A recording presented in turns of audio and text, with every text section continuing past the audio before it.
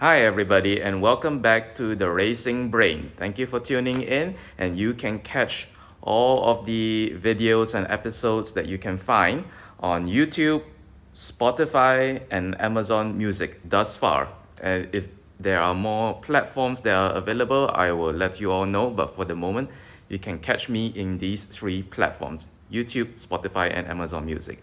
Now, for this video, I would like to touch on basically the sprint format in Formula One, which was introduced since the 2021 season and is still going on right now. And as of this moment, in for the upcoming 2026 season, I think there will be still 6 sprint races in the race calendar. I think they've kept it at that level where it's a maximum of 6 sprint sessions throughout the entire race calendar, which I guess that tells me that they're still trialing it after all these years, which is why you don't see it go beyond the like to 7, 8, 9, 10, or even more than that. But yeah, so I just want to touch on that sprint format in this video, how I feel about it, how the drivers may feel about it, and in my personal opinion, where do I stand when it comes to the introduction of the sprint format since 2021. Because I've been a fan of the sport since 2010, and obviously there's like more than half of my time watching this sport has been in the typical format of 3 practice sessions, 1 qualifying session, which is like divided into Q1, Q2, and Q3, and then the actual Grand Prix race session itself. And it's been like that for as long as I can remember, since the very beginning of me watching the sport. And then obviously from 2021 onwards, they have introduced the sprint format for a number of races. And yeah, it has been very, very interesting for me when it was first introduced, and the changes it has made, not just to my viewing experience, but I'm sure to the team, the drivers, and everything. And I would just like to talk about that, maybe more so on like the race weekend format. So yeah, so let's go. And of course, basically all that I put out in terms of content, these are my casual perspectives, opinions, and thoughts as a super fan since 2010. So yeah, I'm not like a professional expert when it comes to motorsport. Like, I'm not a mechanic or a former race car driver or a psychologist by profession or anything. I'm just a fan, and I like to share my casual thoughts on it. And obviously, I look forward to you giving your thoughts as well in the form of comments down below. And if you can share them with me after watching this video or midpoint or any point. So yeah, so with the sprint format, what I would say the first thing that has really like wowed me has been the frequent, basically how much I have actually tuned in to a particular race weekend itself. Because usually for me, I would watch like the highlights of FP1, FP2, and FP3, and then I would watch all three of them. But usually I'll just watch the highlights, because and sometimes I would watch the entire practice session, especially if there's something in particular I want to watch, or I'm feeling super excited about a race weekend, that I would just watch all of them. But typically I would just watch the highlights, and then I would watch all of qualifying and the race. But I do find that in more recent times, I've also just watched the highlights for qualifying as well, which is interesting as a fan watching it for so long, and then now that trend has happened. But anyway, that's not the point of the video. The point of the video is that I typically would just watch the highlights of the practice session, watch all of qualifying and all of the race. So which means the time that I spend watching a race weekend is heavily on Saturdays and Sundays. That's pretty much it. So basically a chunk of Saturdays and pretty much all of Sunday, because Sunday is the main race and everything. And that's been the case for a long time. But now, whenever the sprint sessions come into play, I find myself basically the concentration, which is on Saturdays and Sundays, have now also expanded onto Fridays as well, because Fridays become the sprint qualifying format, and that's when you get the qualifying grid for the sprint session itself. And then Saturdays basically expanded as well. Usually it's just for the qualifying sessions, but now you still have that, the regular Grand Prix qualifying sessions, but also the sprint race itself. And because of that, I find myself tuning in to an F1 race weekend for much more than I'm used to. And from the perspective of a fan, I love it because there's more for me to watch, there's more reasons for me to tune in and so forth. So I don't know. For me, I quite like it, even though it's something to adjust to, and I understand for different fans, different folks, because it is an adjustment. It's not gonna be everybody's cup of tea. Fair enough. No, I know some of you may not like that because we like the standard format, 3 practice sessions, a qualifying and a race.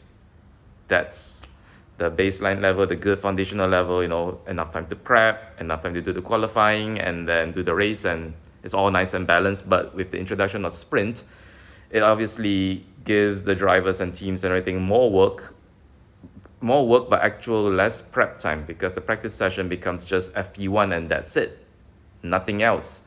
So it throws a lot of uncertainty into things, and drivers and teams cannot recover if, let's say, during an FP session, they get the setup wrong or the driver is not comfortable yet. Well, they're just gonna have to deal with it into the sprint qualifying, sprint race, qualifying, and race. You're gonna have to figure things out during those sessions that are not practice sessions, not dedicated ones. So they've lost out FP2 and FP3, which at this point is like a good at least 2 hours of track time, and probably also the off-track sessions where they're able to do things in between. So yeah, from the perspective of a fan, at least for me, as the racing brain, I enjoy it. I like it because there's more for me to watch, there's more excitement. I get to watch 2 versions of qualifying for the sprint and for the main race. I get to watch the sprint race itself, even though it's very short. But it feels almost like MotoGP, where there are no pit stops. They just race to the finish line. And even though it's much shorter than a MotoGP race, it's still nice. It's still nice to watch it and to see them race, knowing that they only have a few laps. So their attitude is quite different. Some are more aggressive than others when it comes to their racing approach as well, because they know they only have a handful of lesser laps to complete things, to achieve things. And then that the qualifying session, then the main race. So there's a whole lot as a fan to watch. Having said that, I do wonder, like, for the drivers and teams, whenever the sprint sessions show up, I guess there will be mixed feelings, because especially for those who who prefer more prep time, sprint sessions don't give you that, because once FP1 is over, you're going straight to qualifying for the sprint, and then you're racing, which may or may not incur damage to the car, like basically the losing of points or being compromised in certain setups, having to pivot, whether for qualifying for both sprint and the main one, or for the sprint race and the main race. So it adds so much more, and I guess some drivers and teams may like it, some may not, and the opinions may shift, because there'll be sprint sessions across different weekends where the fortunes will favor a few teams over the other, and then it will constantly just ebb and flow. It's very volatile, so it's very hard to say. But I'm just curious, like, from the perspective of drivers as they approach racing and whatnot, how do they generally feel? And obviously that will fluctuate according to race weekends and whether they're in championship fights and so forth. And if, let's say, for example, like in Brazil last year, when Max Verstappen didn't get his setup right for Red Bull, in FP1 it didn't work out, and then in the sprint session they didn't do too well. They did a bit better, and then qualifying they basically didn't do well at all. But then they made the changes in Parc Fermé for the main race, started in the pit lane, and then just shot themselves up to the top 3, which was really, really nice. But as you can see, so, like, I would like to think that in a race weekend like that, I don't think Max and Red Bull are enjoying the sprint session being included in the race weekend. They would have preferred probably FP1, 2, and 3, enough time to really iron out the car issues and whatnot, to have a really smooth and really optimal weekend, and then qualifying just do the best and then in the race. Now, obviously, if that had happened, who knows what the race results would be, because the setup might have been very different from what it actually was last year. But I do find it very interesting, because in such a race weekend, they may not like it, but on a different race weekend, if they had gotten it right and their rivals, for example, McLaren and Lando and Oscar didn't get it right, then they would be loving it. So it's just so volatile, and obviously there's that. So whether it favors them or not would dictate how they feel about the sprint session on that particular time. But in general, I do wonder because it's such a new introduction still. Since 2021, it's not even a decade in. It's very new. And who knows whether the inclusion of the sprint format will continue to persist beyond 10 years or even make it to 10 years. I have no idea. Really no idea, because we are about to enter the 2026 season and it's going to be like half a decade in. It's still there, but will it go beyond that and reach at least a decade and beyond? I have no idea, but I'm just so fascinated because it changes the preparations and how much you can get away with it if you didn't prepare well in a single practice session, the only practice session that you have, and then you're just gonna have to do qualifying, do race, do qualifying, and do race. So, and then having to utilize those qualifying and race sessions to basically figure out the setup if, let's say, you want to. And that may not be optimal because you're not approaching those particular sessions in the way that you should or the way that you want, and then instead having to like figure things out as they go, and then potentially like basically start in pit lanes and stuff if they want to still make changes at the very last minute. So, but I like it as a fan. It creates a lot of uncertainty, it creates a lot of chaos, especially in race weekends when it might have been a bit more of a bore fest that really changed things up. But I guess from the purist perspective, if you just want to watch them have a good amount of preparation, qualifying in the best way possible, race in the best way possible, this is adding too much variables. I can see that. I can also see that. Too many variables. And then you're not giving all the drivers and teams like a decent enough time to fairly get acclimatized, get used to the race weekend, feel the track, try what's on their car, the new parts, get into a nice rhythm. And obviously some drivers need more time than others, who knows, for particular circuits as well and tracks. And obviously we want to give them all enough time to show themselves, show in the best way possible, from a driving perspective, racing perspective, and like a team operations and strategic perspective as well. And there is something to be loved about that, and I love it because there's no excuse if in a regular FP1, FP2, FP3 in practice sessions, then qualifying Q1, Q2, Q3, and then the main race, if you didn't do well, there isn't much of an excuse because there's plenty of time to have worked things out, at least for everybody involved. But with the sprint session, just FP1, that shortens the time. Now, obviously, everybody has to go through that, so one could still say that is also still very fair because everybody gets that short amount of time. But because I think it's still such a new introduction, I guess it may favor more teams than others, and depending on the profile and stuff. Again, even for us fans, it's still very new, and anything new that comes and shakes things up, I feel like it always creates something that we may or may not like. I have no idea. I personally like it. I personally feel it creates a lot of uncertainty in ways that I like, but I also can see that if not managed properly, if it gets too carried away, it can become too it's just too chaotic for the sake of it, and then you lose all form of like, well, we don't really know where they stand because every weekend is just too unpredictable and too chaotic. So that I can understand as well. But at least from where I'm standing, for me, in my humble opinion, I like the sprint sessions. Now, would I want them to be introduced throughout the entire race calendar, that all race weekends should have it? I still don't know. I still think, at least for me, I still want to see, what I actually want to see are sprint sessions across different race weekends for every year that happens. Because so far in the last few years, the sprint sessions have generally been on the same racetracks.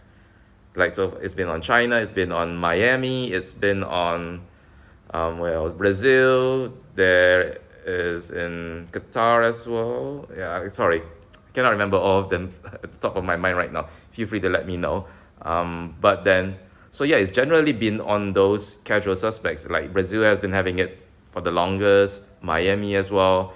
But then I know that next year they're changing it up for quite a number of them. Like Singapore is not going to have the sprint session, and obviously I need to dig deep into that. But I know that I've seen, just based on looking at the 2026 race calendar for a brief period of time, the sprint sessions seem to be like they have gone through some changes, and I hope that for every year that happens, they will constantly change it up. Just feel free to change it up all the way, so that we can actually have an opportunity to witness and experience the sprint format across a variety of race weekends, just to see how we feel, not just on the ones that we know of, but from other ones, like even in Melbourne, in Canada, in probably even Monaco as well, just to see if we like it. Because imagine in Monaco, it's like usually very boring for us because there's not much overtakes and whatnot.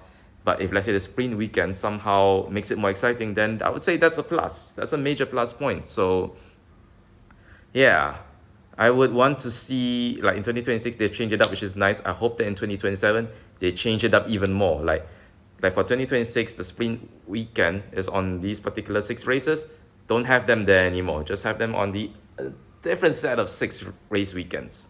Just have them do that, and then we can get a better representation over time as to whether should the sprint sessions, the sprint format, really be introduced throughout all of the races. And I guess time will tell. And hopefully they would take that into consideration. I'm not sure if they're going to do that. I'm not even sure if that's practical from a commercial perspective as well, because there's not just the racing side of Formula One, there's also the commercial side, the logistics side of it, and whether the those race circuits, the promoters, the organizers, would they want that to happen as well for their own areas? They may not like sprint sessions, so they don't want it. So yeah, but yeah, I think by the time we reach the year 2030 and beyond, we might have a clearer picture as to whether the sprint session is here to stay or not. And if yes, if they are here to stay, to what level? Like how pervasive or how prominent, sorry, not pervasive, it's such a negative connotation, but how prominent will they be? So I look forward to that as a fan, as long as it creates a good level of excitement, an increase in excitement, but still keeping things fair and not too chaotic that it just throws things out too much. And yeah, I'm all for it. But what do you think? What do you honestly feel from your own casual perspective, thoughts and opinions when it comes to the sprint format? Let me know down in the comment section wherever you are at, whether on YouTube, Spotify, or Amazon Music. I look forward to it. And yeah, that's basically the end of this video. Thank you so much for tuning in. If you like, please hit the subscribe button on YouTube. If you're on Spotify, Amazon Music, please hit the follow button to stay tuned to more uploads as I release them. And also in YouTube, please hit the notification bell if you're able to, so that you will get properly notified when new videos show up in case you miss them. Alright, thank you so much, and without further ado, take care of yourselves. Bye.